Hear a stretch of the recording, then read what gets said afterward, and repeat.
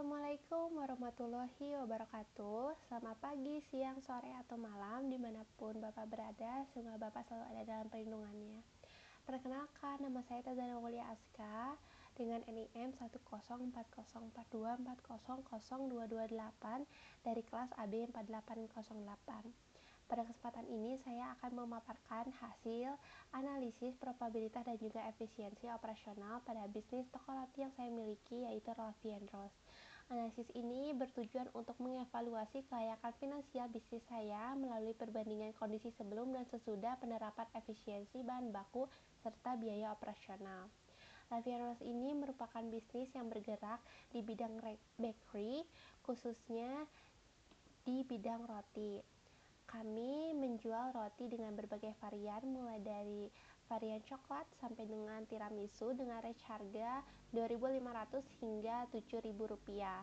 Nah, selain melayani secara offline, kami juga menjalankan model bisnis to bisnis dengan menerima pesanan dalam jumlah yang sangat besar yang didistribusikan ke berbagai mitra seperti jasa catering, terus juga vendor dapur MBG.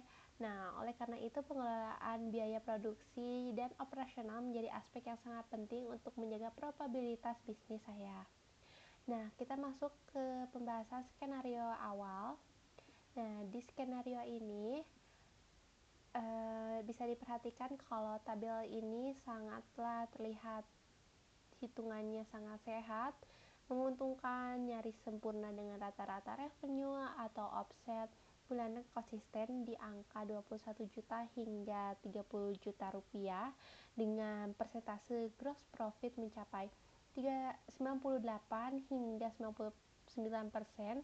Namun angka ini terbilang tidak masuk akal karena pada kondisi awal ini belum ada perhitungan HPP dan sama sekali belum memasuki biaya operasional, jadi OPEX masih Rp0.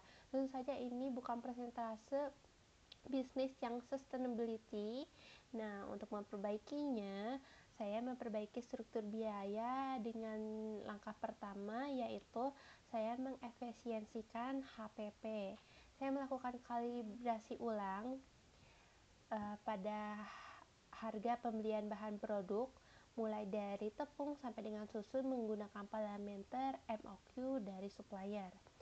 Seperti yang dilihat dari tabel ini, kebutuhan bahan baku kini dihitung secara rigid di setiap bulannya, menyesuaikan target produksi dan meminimalisirkan waste.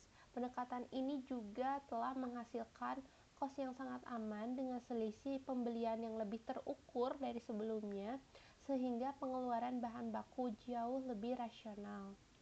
Nah, di strategi yang kedua, saya merekonstruksi OPEX atau biaya operasional. Saya di sini menyuntikkan fixed cost dan juga variable cost yang sesuai dengan standar pengelolaan bisnis. Yang pertama ini ada gaji owner di 2,7 juta per bulannya, terus juga ada gaji karyawan. Saya memiliki 4 karyawan dengan saya gaji secara standar UMR total 19,2 juta di setiap bulannya. Dan juga tentunya ada biaya bahan baku di expense ini yang tadinya tidak terhitung, kini saya sudah hitung secara rinci, jadinya setiap bulannya itu di kisaran 9 juta sampai dengan 10 juta.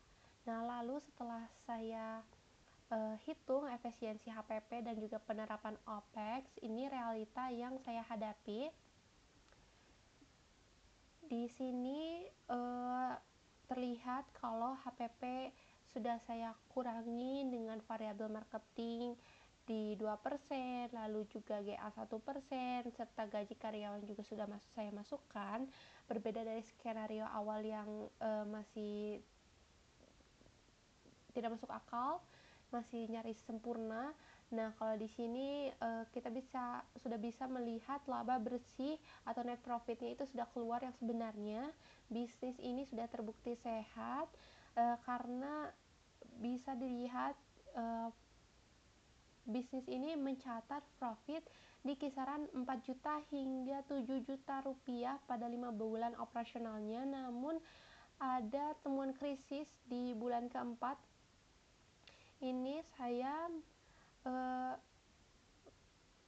mencetak kerugian 5% atau sekitar kurang lebih 1 juta. Nah, setelah saya analisis kembali kenapa ini bisa terjadi, adalah dua alasan. Yang pertama adalah overstaffing dan demand stock. Nah, jadi dengan bisnis saya yang masih omsetnya rata-rata di angka 20 juta, tapi saya sudah memperkerjakan 4 karyawan dengan standar gaji UMR penuh, menjadi beban gaji yang sangat berat untuk fixed cost bisnis saya ini. Nah, faktor kedua itu demand stock. Jadi bisnis saya ini kan tadi aktif di sektor bisnis to bisnis. Jadi secara operasional saya sudah menyiapkan produksi stok yang banyak untuk saya distribusikan ke mitra-mitra rutin saya seperti vendor catering dan juga dapur MBG. Namun sayangnya pada bulan keempat ini saya mengalami penurunan permintaan yang mendadak dari mitra-mitra tersebut. Jadi akibatnya barang-barang produk yang sudah saya produksi tadi itu revenue-nya tertahan. Jadi omsetnya anjlok pada bulan ini dan akhirnya saya tidak sanggup menutupi tingginya biaya gaji dengan 4 karyawan tadi. Jadilah terjadi kerugian atau net loss. Nah, dari pengalaman ini saya belajar dua hal untuk poin penting yang perlu saya jadi mitigasi di masa depan yang perlu saya perbaiki untuk bisnis ini. Yang pertama adalah rekrutasi SDM dan juga optimasi dana marketing. Nah, di rekrutasi SDM ini saya lakukan karena untuk menekan jika bisnis saya tidak bisa meningkatkan penjualan dalam waktu yang dekat. Jadi menurut saya efisiensi jumlah karyawan ini adalah langkah yang paling tepat untuk menyelamatkan cash flow bisnis saya. Nah, yang kedua itu ada optimasi dana marketing sebanyak 2%.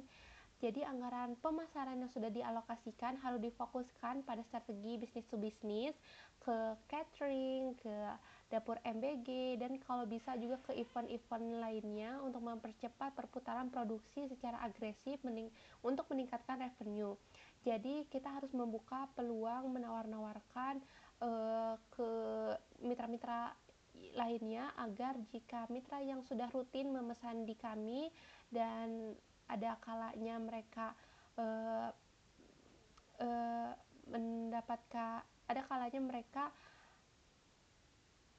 menurunkan permintaan, kami bisa menawarkan lagi produk kami ke mitra lainnya seperti itu. Nah, jadi kesimpulannya adalah efisiensi bahan baku tidak akan berdampak jika struktur fixed cost terlalu berat. Jadi skala pendapatan harus linear dengan biaya operasional yang kami tanggung, seperti itu. Mungkin sekian presentasi analisis probabilitas dan juga efisiensi operasional dari bisnis saya sejauh ini. Untuk rekomendasinya akan saya lakukan untuk meningkatkan bisnis saya ke depannya. Terima kasih atas perhatian Bapak. Semoga Bapak sehat selalu dan selalu ada dalam perlindungannya. Wassalamualaikum warahmatullahi wabarakatuh.